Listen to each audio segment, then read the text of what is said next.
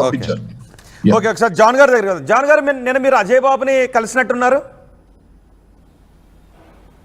అవునండి, అజయ్ బాబు గారు కలిశాను. మార్నింగ్ వెళ్ళి ఉదయం 10:30 గంటలకు జైలుకి వెళ్ళి కలవడం జరిగింది.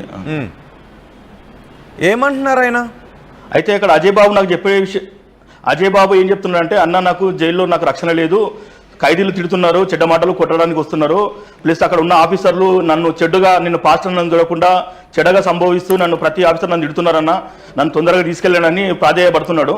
నేను ధైర్యం చెప్పాను, మనకేం కాదు, నీకేం కాదు తమ్ముడు, తీసుకొస్తాం, మేము బయటికి తీసుకొస్తాము, అందరం ప్రయత్నిస్తున్నాము, మేము అందరం ఐక్యతగా అయినాము, ఐక్యతగా ఉంటాం ఇక క్రైస్తవుల పైన, నీపైనే కాదు ఏ క్రైస్తవుల పైన దాడి జరిగినా మేము అందరం కలిసికట్టుగా పనిచేస్తామని అజయ్ బాబు నచ్చజెప్పి రావడం జరిగింది. అయితే అజయ్ బాబు ఇప్పుడు ఒక అనుమానం కూడా వ్యక్తం చేసిండు. అజయ్ బాబు, అన్న నా పైన బంజారాయిల్స్ లో ఒక కేసు బుక్ అయింది, ఉప్పల్లో ఒక కేసు అయింది, రాజానగరం అనే పిఎస్ లో కేసు అయింది, ఇట్లా మల్టిపుల్ కేసెస్ పెట్టి నన్ను బయటకు రాకుండా చేద్దామని ప్రయత్నిస్తారంట అన్న, మా అడ్వకేట్ గారు చెప్పారు, కొంచెం దీనికోసం మీరు ఆలోచించండి, నా వాయిస్ మీ వాయిస్గా ఇచ్చి అందరినీ జాగ్రత్తగా ఉండమని చెప్పండి అని చెప్పి అజయ్ బాబు గారిని తన ఇవ్వడం జరిగింది.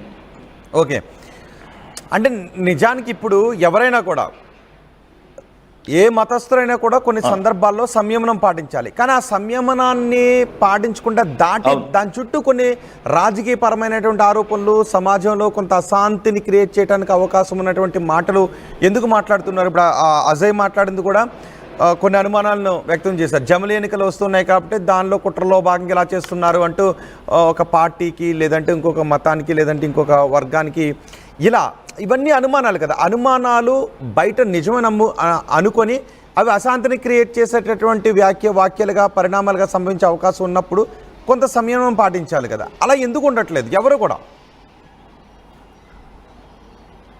అంటే సంయమనం పాటించే శక్తి మాలో నశించిపోయిందండి. మా మీ ఎన్ని దాడులు జరిగినా మేము శాంతియుతంగా ఉన్నాము. ఎంతమంది మనం తిట్టినా, సోషల్ మీడియాలో కూర్చొని ఫోన్లు చేసి తిట్టినా, బెదిరించినా, మా పైన ఎఫ్ఐఆర్లు అవుతున్నా మేము అందరం శాంతిగా ఉండాలి, సమాధానంగా ఉండాలి అనుకున్నాము. ఆ రోజు ఆవేశము ఒక వ్యక్తిని చనిపోయిండు, చంపేసిండో లేదో యాక్సిడెంట్ అయిందో అని తెలియకుండా ఆ వ్యక్తి పైన అభియోగాలు మోపుతూ ఆ వ్యక్తి తాగుబోతని, యాక్సిడెంట్ చచ్చిపోయారని వాళ్ళే డిసైడ్ చేసి సోషల్ మీడియాలో ప్రవీణ్ పగడారా పగిలిందా అని పాటలు రాస్తూ, పాటలు పాడుతూ మమ్మల్ని హేళన చేస్తూ మా మనోభావాలను దెబ్బతీస్తున్నప్పుడు ఈ పోలీసు వారే, ఈ ప్రభుత్వమే ఏం చేసిందండి? మేము ఆ బాధలో అనిండొచ్చు. అన్నింటినప్పుడు మీరు నోటీస్ ఇవ్వాలి, 41 CRPC నోటీస్ ఇచ్చి, అరే బాబు ఇట్లా అంటున్నావు, నువ్వు జాగ్రత్తగా ఉండు, ఇంకోసారి అంటే బాగుండదు, ఈ నోటీసులను దీనికి నువ్వు వివరణ ఇవ్వాలని మాకు చెప్పాలా? ఇప్పుడు అన్ని మాటలు అన్న వాళ్ళని ఇంట్లో ఫ్రీగా ఉన్నారు. ఈ రోజు కూడా మేము మాట్లాడిన మాటలకు ఇంకో వీడియో పెడతారు వాళ్ళు. అదే మేము మాట్లాడితే తీసుకెళ్లి లోపల వేస్తారు. ఇది ఎక్కడ న్యాయం అండి? కరెక్ట్. ఎవరైతే పాస్టర్ ప్రవీణ్కి వ్యతిరేకంగా కొన్ని కించపరుస్తూ, అసాసినేట్ చేస్తూ మాట్లాడుతూ ఉన్నారో అవి ఎక్కడి నుంచి వస్తున్నాయో వాటిని కూడా ఐడెంటిఫై చేయాల్సిన అవసరం ఉంది. ఎందుకంటే ఆ మాటలు, అలాంటి వీడియోలు కూడా సమాజంలో అశాంతిని కలిగించేటటువంటి వీడియోలు. మీరు ఏమైనా ఐడెంటిఫై చేస్తారా వాటిని? ఎవరు వాటిని గమనించండి. అజయ్ బాబు ఆ రోజు అజయ్ బాబు కూడా ఏ కమ్యూనిటీనో, హిందువులనో వాళ్ళనో పాయింట్అవుట్ చేసి మాట్లాడలేదు. అక్కడున్న ప్రభుత్వాన్ని, అక్కడున్న పోలీసులను పాయింట్అవుట్ చేసే మాట్లాడింది తప్ప మాకు జరిగిన బాధను ఆ విధంగా వివరించిండు. అంతేగాని ఈ మతం అట్లా, ఆ మతం అన్న విషయాలు అక్కడ రాలేదు. ఆయన ఎవరిని విమర్శించలేదు, కేవలము ఆయన అనుకున్నది చెప్పాడు అంతే. ఆయన భావాలను బయటకు చెప్పాడు. కానీ నిజానికి ఈ భయాలు, ఆందోళనలు, ఒక మరణం సంభవించింది, ఆ మరణానికి కారణం ఇది అని సమాజంలో ప్రజలు చాలామంది చాలా రకాలుగా అనుకుంటూ ఉంటారు. దాని వెనుక ఎన్నో వీడియోస్ రావచ్చు. కానీ క్లియర్గా చెప్పేది పోస్ట్మార్టం రిపోర్టు, పోలీసులు ఇచ్చేటటువంటి ఇన్వెస్టిగేషన్ రిపోర్ట్. అది ఎందుకు లేట్ అవుతుందని మీరు అనుకుంటున్నారు? ఒకవేళ అదే అనుమానాలకు కారణమైతే అది వాంటెడ్లీ లేట్ చేస్తున్నారు. ప్రజలను ఇంకా క్రైస్తవులను భయభ్రాంతులకు గురి చేసి వాళ్ళను రెచ్చగొట్టి వాళ్ళను లేకుండా చేయాలన్న ఒక కుట్రతోనే చేస్తున్నారని అనుమానిస్తున్నాం మేము. ఎందుకంటే ఇప్పటి వరకు ఒక క్రైస్తవుడు చనిపోతే 15 రోజులు అయినా సరే ఎఫ్ఐఆర్, మన పోస్ట్ మార్టం రిపోర్ట్ బయటపెట్టకుండా, ఛార్జ్ షీట్ వేయకుండా, జనాలను మభ్యపెట్టి, మీడియాను మభ్యపెట్టి, అసలు ఎంత ఘోరం అండి. అలాగే ఇలాంటివి జరిగితే మీరు ఊరుకుంటారండి? ఎక్కడ ఏ సమాజంలో ఏ క్రైస్తవులు కాదు, ఏ కమ్యూనిటీ వాళ్ళు ఊరుకోరు. క్రైస్తవులు ఊరుకుంటారు కాబట్టి క్రైస్తవులను ఇప్పుడు రెచ్చగొట్టే చేసినట్టే కదండి, క్రైస్తవులు రెచ్చగొడుతున్నట్టే కదా. వీళ్ళు ఇంకా ఓపెన్ చేయకుండా రోజు వీడియోలు పెట్టిస్తూ, అసలు ఆ వీడియోలు ప్రవీణ్ గారు ఆ వైన్స్కి వెళ్ళిన వీడియోలు కానీ, నిలబడి టీ తాగిన వీడియోలు కానీ అవన్నీ ఎవరు వైరల్ చేస్తారు? వాళ్ళని అరెస్ట్ చేసి వాళ్ళని ఇంట్రాగేషన్ చేయాలి కదా మీరు.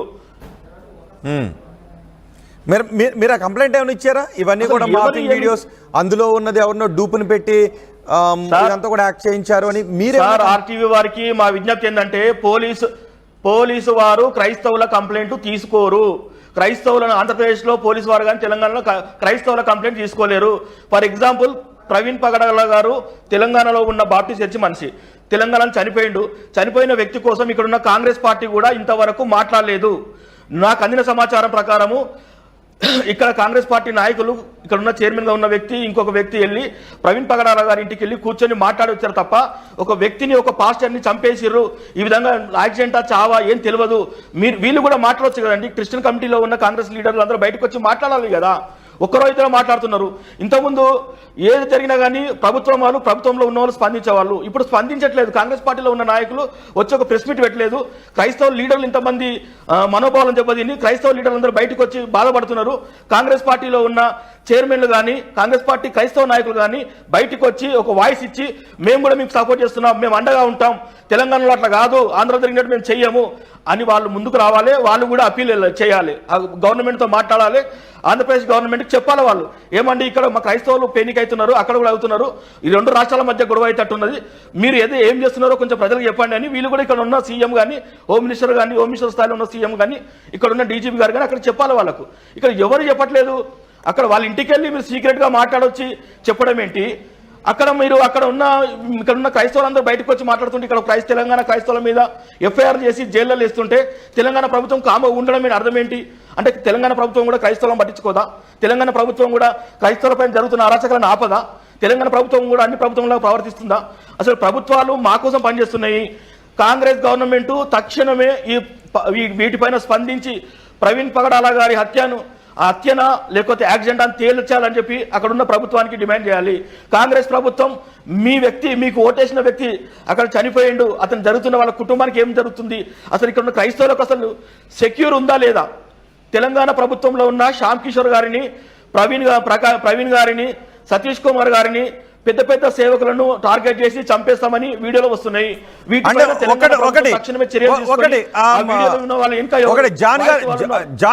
జాన్ గారు మీరు కూడా పోరాడుతున్నారు ప్రవీణ్. నేను ఇంతకుముందు పీటర్ గారిని కూడా అదే అడిగాను.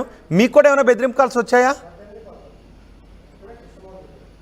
మాకు బెదిరింపు కాల్ రావండి. బెదిరింపు కాళ్ళు వచ్చిన తమ్ముడు పీటర్ లాంటి వాళ్ళకు, యూత్కు, యువనస్తులకు బెదిరింపు కాల్ రావచ్చు. వచ్చినా భయపడవలసిన అవసరం లేదు. క్రైస్తవుడు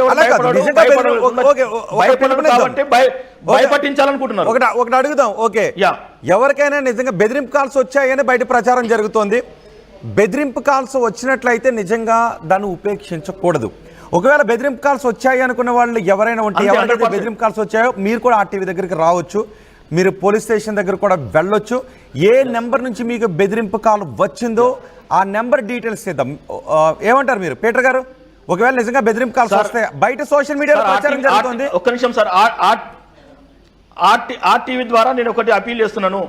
క్రైస్తవులు ఇంతవరకు ఎన్ని అవమానాలను భరించారు, క్రైస్తవులు ఇంతవరకు ఎన్ని బాధలు పెట్టినా భరించారు, ఇక క్రైస్తవులు భరించరు. బెదిరింపు కాళ్ళు వస్తున్నా పోలీసు వారు పట్టించుకోకపోతే క్రైస్తవులే బయటకు వచ్చి ఫైట్ చేయాల్సి వస్తుంది.